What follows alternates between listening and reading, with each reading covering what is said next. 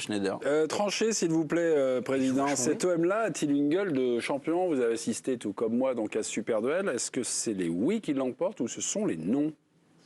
Non, mais le PSG reste l'ultra favori, bien sûr. Mais après, cet OM-là a une attitude de champion par rapport à ses résultats, par rapport à la régularité, par rapport à tout ce qui a été dit par Étienne et Greg. C'est vrai que c'est solide. Philippe et Greg. Philippe et Greg, pardon. C'est solide, ça a la capacité de pouvoir réagir aussi parce qu'ils ont été menés et ils ont réagi régulièrement pour remporter certains matchs. Donc je pense que c'est assez solide, c'est costaud dans la tête et puis ils y croient, quoi. J'ai l'impression qu'ils croient dans cette philosophie de jeu qu'a mis Tudor en place. Et c'est pas juste 11 joueurs, il y a même le banc quand ça rentre, c'est efficace, quoi. Unai, la recrue donc, qui a marqué sur son tout premier tir avec l'Olympique de Marseille cette saison. Il restait sur Angers sur 23 tentatives infructueuses. Demande d'audience peut-être parce que j'ai l'impression que votre arbitrage a surpris, a désarçonné Étienne Moati. Il en faut plus, mais là je l'ai... Comme ça c'est réglé. Une confusion absolue du président, c'est-à-dire qu'en fait, c'est en train de nous expliquer qu'ils ont une gueule de champion mais qu'ils ne seront pas champions. Hein, c'est ça, si je résume ton... Non, je dis que l'ultra favori, c'est Paris. Et donc, qui sera champion à la fin de la saison? Non, mais moi, je trouve que cette équipe-là, si elle est championne, ce ne sera pas immérité, quoi. Ah mais attends, si t'es champion, moi je trouve qu'elle a une gueule de champion. Si t'es champion de manière à la fin de la saison, c'est pas immérité parce que t'as plus de points que les autres et donc c'est une logique dans le championnat. Mais attends, j'aimerais quand même que tu tiré par les cheveux. Je trouve que ça, il y a une cohérence dans ce qu'ils font. D'accord. C'est une équipe qui a remonté à la 2e place et c'est très bien et on s'en félicite. C'est bien d'avoir un duel entre le Paris Saint-Germain et l'Olympique de Marseille. C'est ce qui a souvent manqué au championnat de France. Mais à la fin de la saison, vous êtes en train de tous de m'expliquer que Paris sera champion, mais que Marseille, il a une gueule de champion. Donc je comprends rien à ce que vous dites. Excusez-moi les gars. On n'a pas dit que Paris sera champion. C'est ce que tu nous as dit, quand même. Ils sont ultra favoris au début de saison. On va simplifier le débat, on va dire qui sera champion à la fin de la saison, Paris ou Marseille. Tu n'écoutes pas, en fait. Il reste une confrontation directe entre ces deux équipes. À partir du moment où, sur ce qu'on voit du PSG depuis la reprise, il y a quand même beaucoup d'interrogations, alors que Marseille croque absolument tout ce qu'ils peuvent. Il y a pas eu un sursaut ce soir? Hein? Il n'y avait pas eu un sursaut du PSG? Oui, mais pour autant, là où je ne te dément pas, parce que vous avez accentué votre argumentation sur le fait que le PSG n'était pas plus flamboyant, vous auriez mieux fait d'insister sur quelque chose que vous avez à peine souligné, c'est effectivement la fébrilité mentale et le fait que se retrouver en difficulté à 1 minute de la fin, alors que tu as globalement maîtrisé l'ensemble de la rencontre, ça démontre que cette équipe, elle n'est pas guérie mentalement. Merci pour le conseil, mais je suis mal écouté. Si le PSG tombe au Vélodrome sur la confrontation directe, il te reste que 2 points. Et donc là, on est dans quelque chose qui commence à devenir plausible. Et donc Marseille, sur ce qu'ils ont démontré, notamment mentalement, et cette capacité à croquer tout ce qui peut l'être, oui, ils ont une gueule de possible. La vérité, c'est que je comprends rien à ce que vous dites, en fait. Mais vraiment rien. C'est-à-dire que vous devez être trop subtil pour moi, mais vous êtes en train de m'expliquer qu'en fait, celui qui a la gueule de champion, c'est l'OM sur cette saison, mais qu'à la fin de la saison, ils ne seront pas champions, ce sera Paris. C'est pas du tout ce qu'on dit. Cet OM-là a-t-il une gueule de champion? Oui, Grégory, permettez-vous. Et à la fin de ton intervention, tu diras qui sera champion de France à la fin de la saison. Ça m'intéresse. C'est pas ce qu'on est en train de dire, en fait. Si ça se passe mal contre le Bayern, il peut se passer beaucoup de choses.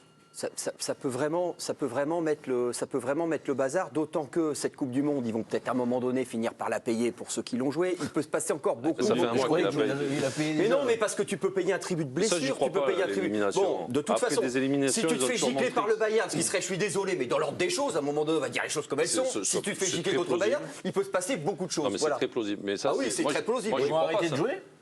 Ils vont arrêter de jouer? Ça leur est déjà arrivé. Regardez, qu'est-ce qui va se passer quand ils vont aller jouer contre Reims? Alors Reims, mais ils n'ont pas besoin. Quand ils vont aller jouer contre Lyon, quand ils vont aller jouer contre Monaco, ils vont pas jouer. Ils n'ont pas besoin de se faire sortir par le Bayern pour ne pas tartiner Reims. Mais à chaque fois qu'ils se sont fait éliminer en Ligue des Champions. C'est arrivé. Ils ont réagi derrière, non? Pas toujours. Pas toujours. Pas après la remontada, pas après la. Ils n'ont pas été champions derrière. Non, mais en 2017, non, c'est Monaco qui a été champion. c'est avec combien de points? Non, mais 2021.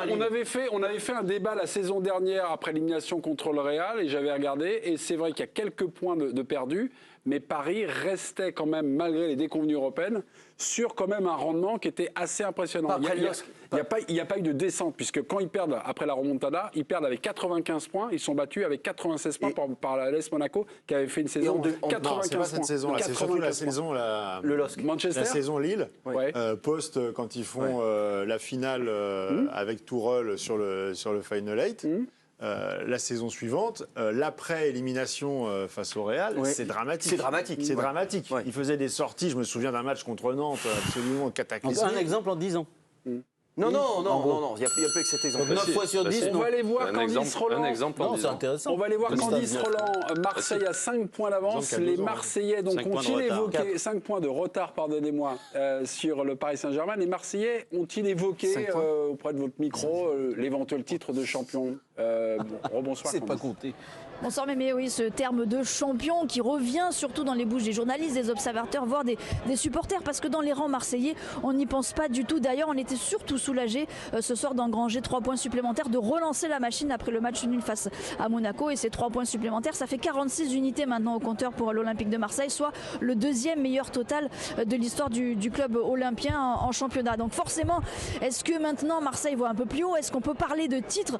La question a été posée à plusieurs joueurs, dont Valentin Rongier qui s'est présenté après la rencontre en zone mixte. D'ailleurs, je vous propose d'écouter sa réponse au micro de Cédric Manet. Parler de titres, il reste encore énormément de matchs. En tout cas, si on continue comme ça, c'est sûr qu'on pourra faire de belles choses. On a le droit de rêver, mais pour l'instant, on se concentre sur nous. On n'a pas cet objectif-là en tête. Si on continue de gagner, on sait que ce sera forcément positif pour nous. Joueur, entraîneur au diapason, la palme de la réponse pour Igor Tudor. Est-ce que son ambition est revue à la hausse?